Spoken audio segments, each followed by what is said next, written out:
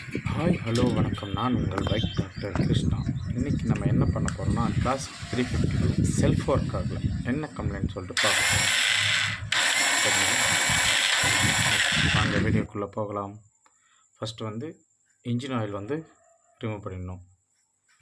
அப்புறம் clutch case இருக்குது பார்த்திங்கன்னா, இந்த கிளச்சு கேஸ் ரிமூவ் பண்ணணும். ஃபஸ்ட்டு ஆயில் இறக்கியாச்சு இன்ஜின் ஆயில். நெக்ஸ்ட்டு பார்த்திங்கன்னா இந்த கிளச்சு கேஸை ரிமூவ் பண்ணுறோம்.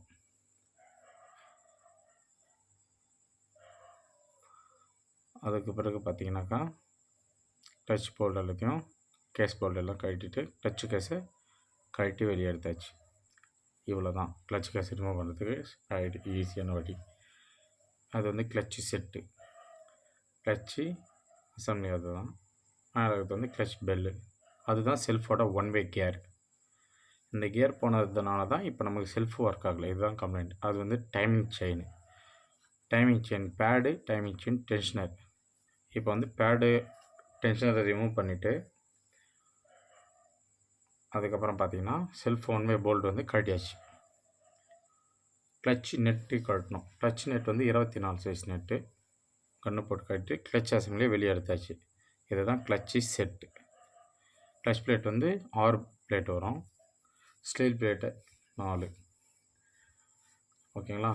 அடுத்தது ஒன் வேவை வெளியே எடுக்கிறோம். அதுக்கு முன்னாடி டைமிங் செயின் பேடு வெளியே எடுத்துடலாம். இந்த timing chain pad, clutch one வேவை, செல்ஃப் மோட்டரோட ஒன் வேவை கழட்டுறோம். Timing chain, self one way plus clutch bell, இது மூணும் அட்டாச்மெண்ட்டில் இருக்கும். நம்ம செட்டை ரிமூவ் பண்ணியாச்சு.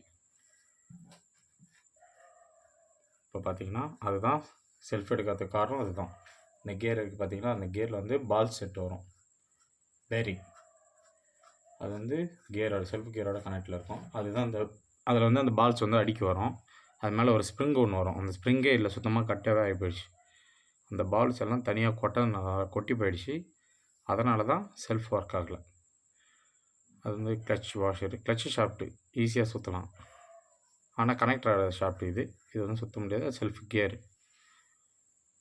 பார்த்தீங்கன்னா இதுதான் கிளச்சு கட்டுறதுக்கு ஈஸியான வழி. செல்ஃப் மோட்ரு ஒர்க் ஆகலைன்னா இதுதான் கம்ப்ளைண்ட்டு. இது டைமிங் செயின். ஓகேங்களா. ரெண்டு செயின் வரும். 100 cc பார்த்தீங்கன்னா ஒரு செயின் தான் வரும். கிளாசிக் லோடு அதிகம் இல்லை இந்த வண்டிக்கு, அதனால் டபுள் செயினாக கொடுத்துருப்பாங்க. சிங்கிள் செயின் தாங்காதுன்னு சொல்லிட்டு கிளச் பெல்லு. வீடியோ லைக் பண்ணுங்கள், ஷேர் பண்ணுங்கள், கமெண்ட் பண்ணுங்கள், சப்ஸ்கிரைப் பண்ணுங்கள். தேங்க்யூ.